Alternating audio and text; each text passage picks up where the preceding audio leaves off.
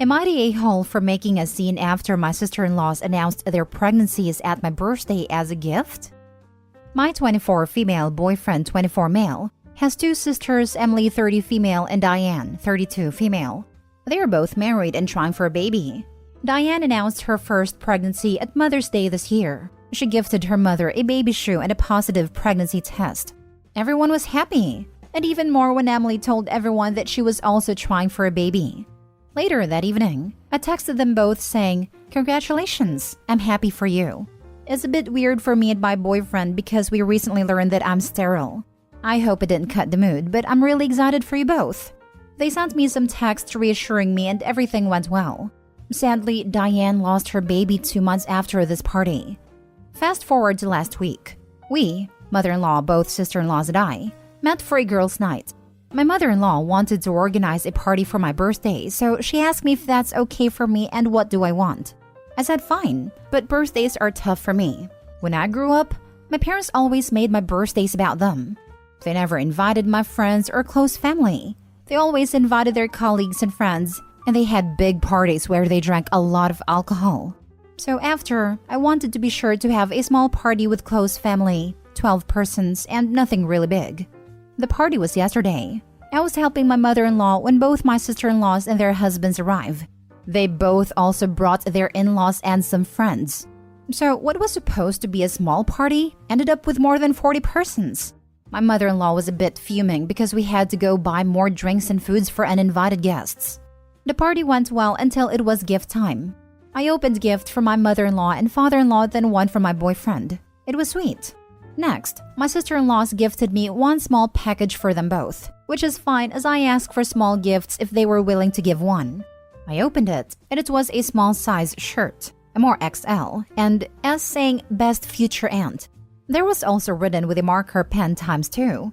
The package also contained 2 positive pregnancy tests and a photo of them both touching their bellies. I looked them in the eye asking, "Are you pregnant?" They both said yes. Emily took the shirt out of my hands and showed it to everyone. As I was starting to cry, I ran outside, my boyfriend following me. I had a panic attack. When I came back, everyone was happy and they were all congratulating the pregnant couples. I felt really sad. My boyfriend talked to his parents and we left the party without saying anything to anybody else. I received, in the evening, some nasty texts from some of my boyfriend's family saying things like, "Why did you ruin their announcement? It was only a birthday party. Please grow up." I do feel bad. My boyfriend is planning on telling them to buzz off, but I don't want him to ruin his relationships with his family. My father-in-law and mother-in-law called me to apologize, saying things got out of hand. Now for the top comments. Not the a-hole. It's your party and you can cry if you want to. I think your sister-in-laws both knew that you can't have children, right? Why would they want to co-opt your birthday to make it about them? And then not be compassionate when you got emotional? I don't know if everyone in your boyfriend's family are a-holes, but whoever sent you the text about ruining the announcement certainly is. The other ones may just be a little tone-deaf. They knew it. But when I first messaged them about my sterility, I told them that I'm happy for any pregnancy, and I don't want them to change anything just for accommodating me. Maybe they've seen this as a green light for what happened at my birthday party? I think they're feeling bad, because they haven't texted me anything yet. So maybe they understand that they hurt me. I really don't know. No, it's not a green light at all. It's still your birthday party, about you. Not wanting to change anything does not mean smearing your pain in your face. And not apologizing? Clearly they might see you're hurt, but certainly don't feel like they're wrong. So they learned you can't have kids, and really thought that announcing their pregnancies at your birthday party was a good idea? That is unbelievably cruel. Whether they are intentionally doing it or not, it really sounds like they're rubbing it in your face and expecting, no, demanding you be okay with it. Like, "Oh, sucks you can't have kids, but we can, so be happy for us." Both you and your boyfriend are not the a-hole here. Everyone else is, especially the sister-in-laws. Not even just announce it, but turn it into their gift with peed-on pregnancy tests. Like, it wouldn't have been so bad if at some point at a party they shared their news, since it was a family gathering, but the way they did it is just cringe. Definitely not the a-hole. Next story. Am I the a-hole for only taking my nieces in and not their dad after my sister passed away?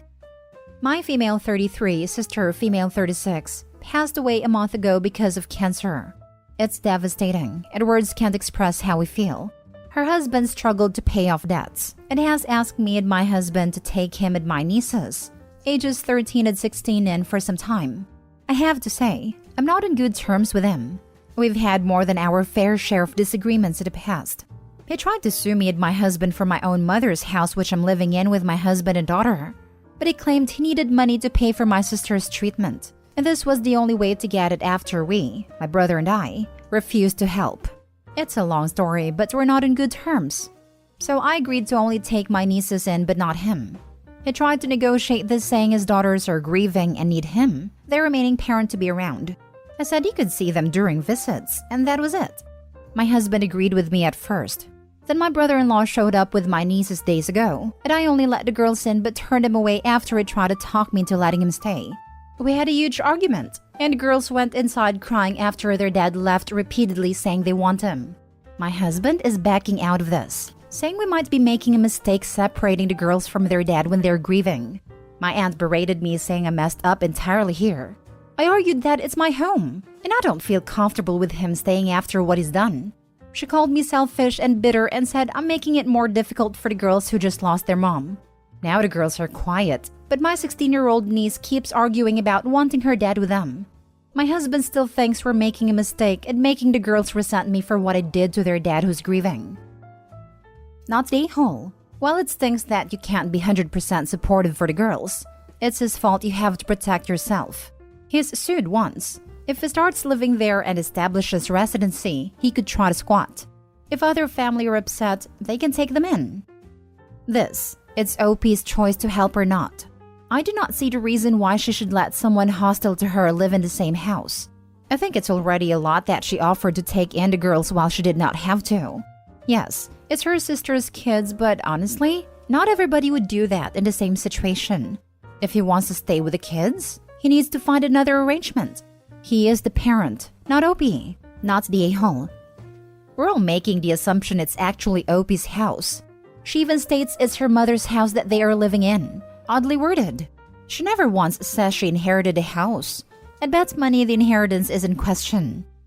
I see a lot of YTA posts, but I'll risk the downvotes to say, this guy sued you. Was there any merit to it? Sounds like it was found in your favor. I wouldn't want him in my house either. The problem is, once he moves in, he's a tenant, and you can't force him out. Then you're even more of a perceived jerk for making them homeless if it becomes intolerable. He did not abide by your terms, but showed up on your doorstep with no plan except to beg you, even though you told him what you could agree to. He said okay, but then tried to make it suit him. All these relatives could take him in or support him, right? Why is it all on you? Your brother-in-law is presumably in his mid to late 30s and only sought help from you? It's all on one estranged sister-in-law? This is an impossible situation, and frankly, nothing you would have done would have been enough. How can you ask him for money for the higher food, /utilities gas expenses when he's grieving and broke? How can you not give him your car to get around when he's grieving and broke? How can you ask him about getting a job and getting back on his feet when he's grieving and broke? If your relatives wanted to help, they could send him money and help him get on his feet, rather than come after you to take on a family. I can't judge this, because in some ways you are an a-hole and in some ways you are being completely irrational, not wanting an enemy in your house for a long indeterminate amount of time and at your expense. But you were willing to help out the children and did not abandon them. You were willing to help up to your boundary, and your husband agreed. The flying monkeys just don't want the burden back on them, so they will come after you hard, as pressuring you is the easier solution than writing him a check or taking him in. You're voicing the concern I also have. He sued OP once over tenancy of the house. Once he moves in and stays more than a few weeks, he is a tenant. Getting rid of a tenant is not easy. Next story. Am I the a-hole for not giving half of my mom's inheritance to my cousin? Plus update. I, 37 male, was approached by my uncle, trustee of my grandmother's estate, 95 female still alive, a month ago, and was told that her irrevocable life insurance trust, ILIT, of $800,000 was to be split equal between him, $400,000, and my mom $400,000 upon my grandmother's death. My grandmother pays the premium each year out of her estate. Now, sadly, my mother died of cancer 2 years ago, and per the rules of the ILIT, I have become the sole beneficiary of my mom's portion of $400,000. Now, a week after being told of this trust, I received a call from my uncle stating that it was now my grandmother's wishes that I give his son, my cousin, 32 male, $200,000 of the $400,000 I inherited from my mom. When asked what money he will be giving his son, my cousin, out of his portion of the $400,000, he said nothing. He will keep the full $400,000 because he is the son of my grandmother. If I were to agree, he would have me sign a contract saying I will give up $200,000, as legally he cannot change the rules of the trust or me as a beneficiary. Fast forward another week, and now I'm getting angry calls from my grandmother who has dementia, saying that she wants my cousin and I to have equal money, $200,000 each. It has evolved from $100,000 to $2,000 and now $200,000. She's unable to articulate where the money is coming from and alludes to it coming from me, my money, my will. My grandmother seems to have no knowledge of the trust being the source of the money, making it clear that my uncle has been coaching her and hiding the details of how the trust money is being dispersed. To make matters personally worse, my grandmother recently asked if I wanted to be written out of the family because I'm being greedy. I have also received a text from my aunt, uncle's wife, saying that I'm a bad grandson and have no relationship with my grandmother, etc. All untrue. I love my grandmother dearly and want this to stop. Now, another issue is that my uncle is saying that there will be no money in her estate. Well, at the time of her death due to her high cost of living, jazz band, movie theater, and 5-star restaurant and lobby at her retirement villa. And thus, no money for me or my cousin will be available from her estate. This is why he wants my mom's and my inheritance to be split up for his son, who he says will get nothing from my grandmother. Am I the a-hole for not wanting to split my mom's portion of her inheritance of $400,000? Now my portion due to her death, with my uncle's son, my cousin? Now for the top comments before reading the update. Not the a-hole and lawyer up. Your uncle is up to something not good. I'm going to consult today. This is elder abuse. Your uncle is greedy and manipulating your grandmother. You are technically inheriting from your mom, and your cousin can inherit from his dad. If your uncle wants your cousin to have money, he can pass down what granny leaves to him. Your cousin is lucky to still have both his parents. You don't have that privilege, but that in no way requires you to share your mother's inheritance. If anything, it's a small conciliation for being without her. Not the a-hole. Not the a-hole, but this sounds like a red flag for elder mistreatment. Please report it to the authorities. Please. My father has been pushing me to do just this. I'm an attorney, although not yours. This definitely sounds like elder mistreatment, and most police departments have a special unit that investigates. Some states also have adult protective services, which may be applicable here given that you say your grandma has dementia. Report this now, before it becomes a huge probate issue when your grandma eventually passed away. Edit. Thanks to all who have put in their advice. It's amazing to get an unbiased opinion. I have a consultation with an attorney at 1:30 p.m. today. We'll update all upon further guidance. Update. Spoke with attorney. Uncle is clearly in the wrong. It's an irrevocable trust and was set up this way and not to be changed.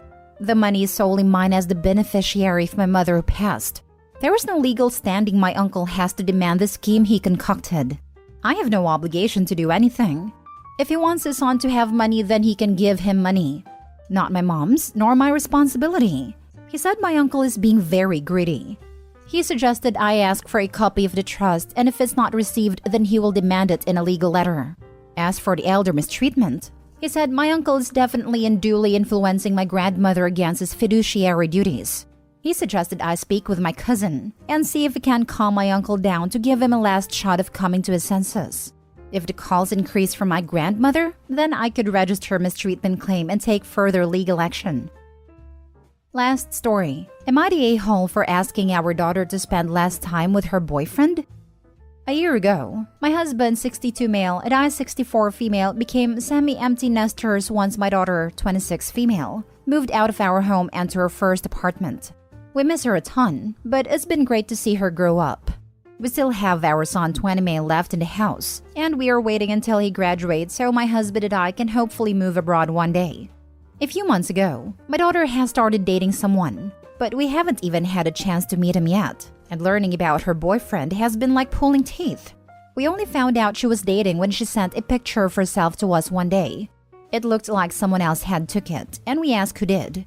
She said a friend. We asked who that friend was. When my daughter left home, she didn't have any friends at the time, and it was nice to hear she had made one. Even then, she beat around the bush giving details about who this friend was and how she met them.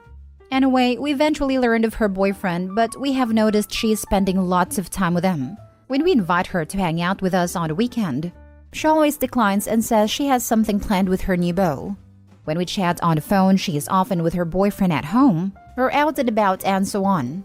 I understand this is her first relationship, and surely she is very excited, but it hurts a bit that she suddenly has no time for us. Last time we spoke on the phone, I jokingly said after she declined our last invite, "You know you can still spend time with your old parents, right?"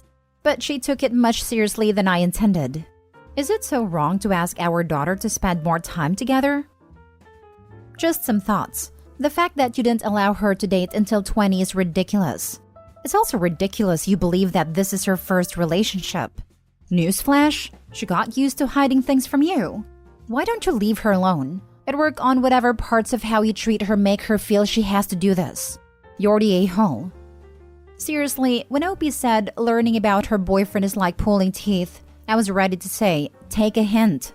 Your daughter doesn't want to tell you stuff. You may want to reflect on that. Gave me flashbacks to when I started dating my now husband. I had a horrible relationship with my father as a child, and the second I moved out of the house, I tried to keep my life as private as possible from them.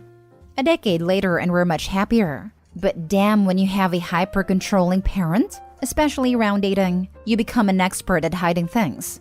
I really feel for Opie's daughter. Opie, if you read this, please try to at least take this to heart. The further you pry, the more you push your daughter away. I eventually cut all contact with my parents for nearly 4 years because they did exactly what you were doing. I only approached them because I needed to heal and move on.